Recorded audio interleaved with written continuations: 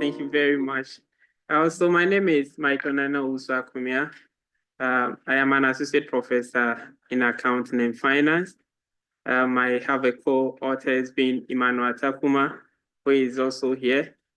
Then I have Amponsah George Oppong Appiagyei. Then Stephen Owusu Afriyie. So we are from the Ghana Communication Technology University from Ghana. Then we're presenting on a paper, Effects of Foreign Direct Investments on Income Inequalities in Ghana. Okay. So with regards to the background of the study, a lot of people similarly have done research on FDIs. So we decided to look at the gaps in between. Then we decided to focus and look more into the inward effects of the FDIs that have its effect, replica effects in Ghana. And we further extend the investigation to estimate its impact on living standards and income levels of Ghanaians. So basically, that is what we're looking at. So we basically just picked one hypothesis, the null and the alternative. Then basically, we're looking at whether FDIs, that is foreign direct investment, have effect on income inequalities, or it does not have effect on income inequalities. So we employ some few literature reviews. A lot of people have done few works like Lee, then Lee and Chan. They all did some few works on FDIs, but our main focus, we conceptualize it, then we look at the conceptual framework being focusing on the independent variable, that is a foreign direct investment. And with the FDIs, we pick the FDI stock, we pick the inflows, and we pick the per capita income of Ghanaians. Then on the dependent variables, we're looking at the ripple effect on the economic growth per capita using the GDP. Then we're looking at the income inequality by adopting the Gini coefficient. Then we also looked at the human capital development as to the level of human development indices that are available. So these were our main focus with the conceptual framework, if you want to conceptualize work. Now, the method that we employed, we decided on the research design by using quantitative research approach, as this will simply give us some empirical situation as numerical data are being used, because we looked at 27 years of the incomes that has been seen so far with the effect of the FDIs.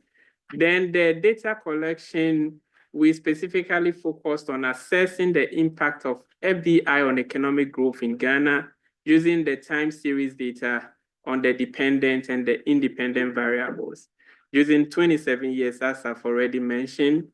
Then if you want to check on the diagnostic effect or the checks, several diagnostic analyses were carried out to ensure that the empirical survey was devoid of bias, inefficient, and unreliable estimation. Then the estimation technique, the first stage of our analysis involved the use of descriptive statistics. We use the two regression analysis, that is the SOREC and the OLS, the seemingly unrelated regression being the SOREC, then the OLS being the ordinary least square method. So basically, we're looking at the summary statistics. So if you look on it very well, the correlation analysis using the multi-collinear test captured in the table above shows that FDI flows had a positive relationship with economic per capita of the correlation coefficient being the 0.356 statistically. Then FDI stock also had a positive relationship with the underpinned dependent variables, being the economic growth per capita. You can see in the R values given 0.984, and the same positive effect is observed for the FDI per capita on economic growth using the per capita income, giving 0.98. If you want to look at the financial development as well, or within what can be shown on the board, we can also have a positive relationship with economic growth as well. Then, when it comes to the converse trade openness, we had an inverse relationship with economic growth. Then, when you also pick the domestic investment, we had a negative association with the economic growth. And the last thing that we looked at, if you want to look at the political stability, because if you want to have a foreign direct investment, you look at the political stability of the economy as well. So if you really want to look at the political stability, on the other hand, it also had a positive relationship with economic growth with an R value of 0.512. So these are the summary statistics. But quickly, let's look at the OLS and the SOREC analysis, as these were the two main tools that was, decided to be used in order to know the effect of the FDI on whether it has a direct effect on inequalities of the citizenry income or not.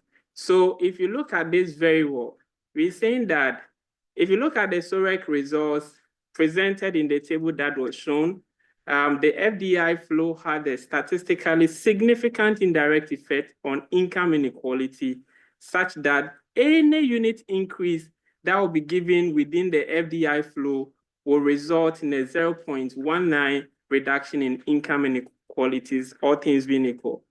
And we also observe in a convergence value that any significant increase, that is either 10% or more, had the same level of statistical significance in the ordinary least square analysis shown in the figure above. So let me quickly present this within the findings, then we can summarize it in brief and move on. So in summary, the objective of the paper, we sought to examine the effects of FDI on income inequality in Ghana, and the study found that FDI flow, the FDI stock, and the FDI per capita had a statistically significant negative effect on income inequalities, which indicate that income inequality reduced as the volume of external capital from foreign investors and multinational companies increases, with a vice versa values in that effect. Then in conclusion, we can say that when you want to look at the empirical observation, FDI significantly reduced income inequalities in Ghana, which provide evidence to conclude that aside the clear benefit that we generate towards economic growth, FDI flows, FDI stock, FDI per capita further trickle down into the various income groups in the country to the point of a successful reduction wage disparities. And that was also a research that has been, been done by Hansen, which ours also affirm Hansen's work in 2024 as well. Then we can also say that as the activities of foreign investors and their affiliate multinational companies increases, they offered better wages to Ghanaian workers. And of course, if you come to Ghana, those multinational companies actually offers a high wage rate than the local companies that we have within the country, indicating that those who come and invest in the economy actually do well in paying more wages to the citizenry than the local companies that we have within the country. So there were some few recommendations that our work suggested and give to the government of Ghana, which I'll reserve it for research purposes. In actual fact, this work, it was about 120 pages because it's the whole 25 years data that we took to be able to analyze it. But we have to find a way to compress it to just a few pages for the purpose of this presentation and conference. So thank you very much. And that ends our research. Thank you, Michael.